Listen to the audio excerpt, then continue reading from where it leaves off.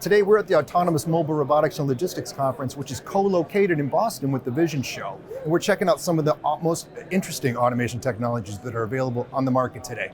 And I'm lucky enough to be with Mike Cyros, VP of Sales and Support at Euresys.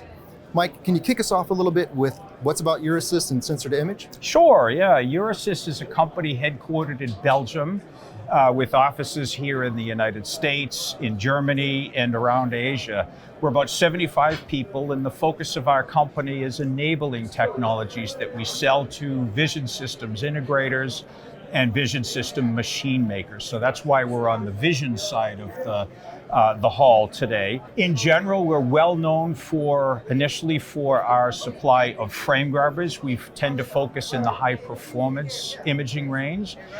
We also provide a range of IP cores, which are actually pre-compiled, pre-built logic to interface to all of the common vision standards, CoExpress, Gig-E Vision, USB 3 Vision, and so on and so forth. So we provide those technologies to systems integrators and to machine makers, as I mentioned.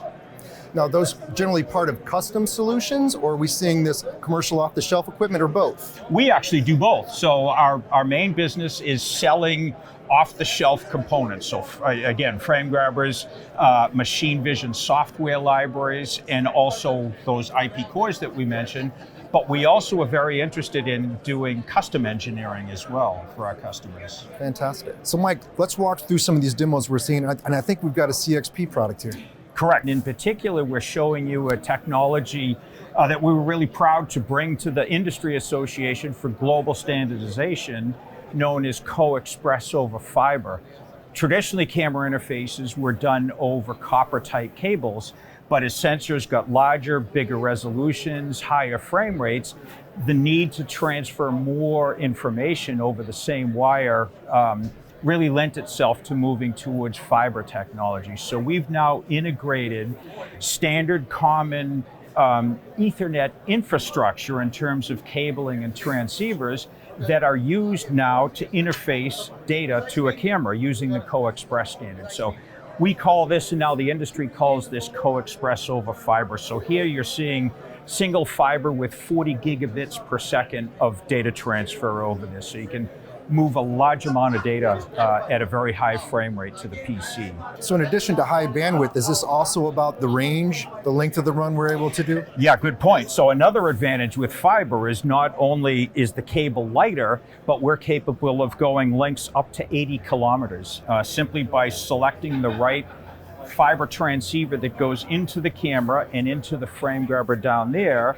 Using standard low-cost Ethernet fiber, you can run up to 80 kilometers distance. So you see this technology applied a lot in, for example, sports imaging or stadium imaging. Right. And surveillance, perhaps in defense also, maybe? That's correct, yeah. So not only the long lines up to the top of a pole for surveillance type operations, but running cables long distances back to a central control room.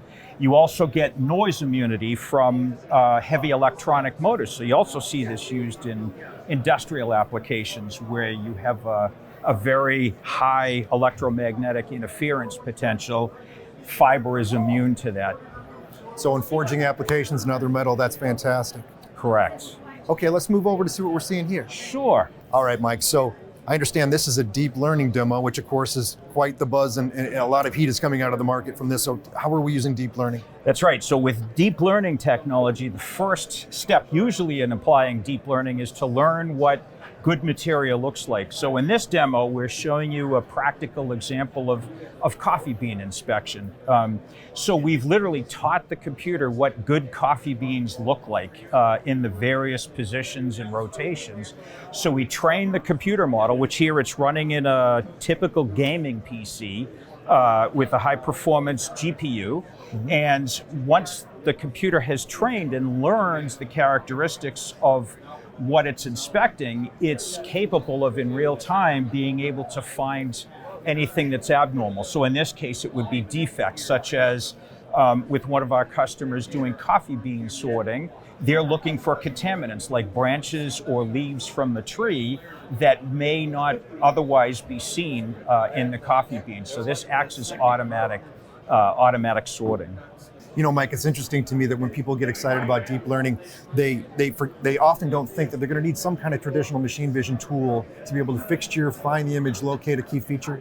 But I think that's what you're demonstrating here. Yeah, that's right, Win. So we're taking the same traditional two-dimensional vision libraries of easy locate and easy find to actually find the position of these containers, and then we're doing 2D matrix reading, and then we're applying a special new OCR tool. OCR means optical character recognition, using our deep learning techniques as well to be able to read in real time the lot and date codes on these pharmaceutical boxes. Another aspect of this demo, Win, is that we're showing our traditional PCI Express frame grabber technology. Here it's CoExpress, operating on an ARM-based processor. In this case specifically, it's an NVIDIA ARM-based processor, the Xavier, that's used commonly in embedded vision technology. So we can also take the standard PC technology and operate it from an embedded computing perspective as well for embedded vision applications. So Mike,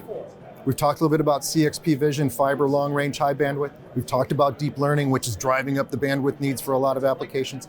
What are we looking at here? So here is our most interesting new technology demo that we have. This is an example of our IP core products.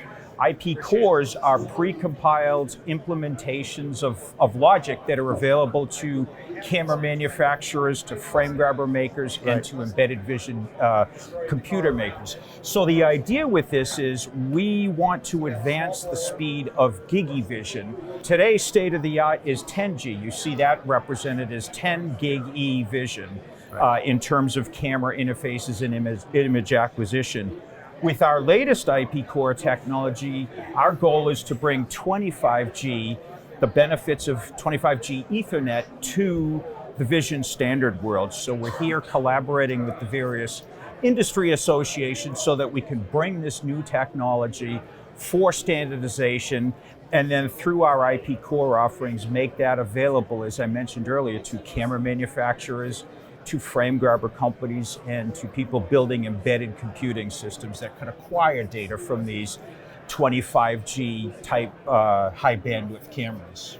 So higher bandwidth with still all the benefits and features and functionality of the Gigi Vision standard. That's what we're going for. Yes, yeah. So the idea is to take the newest technology in remote DMA transfer, which allows a direct high-speed link between the camera and the computer, but bring that through the standard of Gigi Vision so that all vision software libraries, anything that's GeniCam compliant is able to interface to 25 gig E.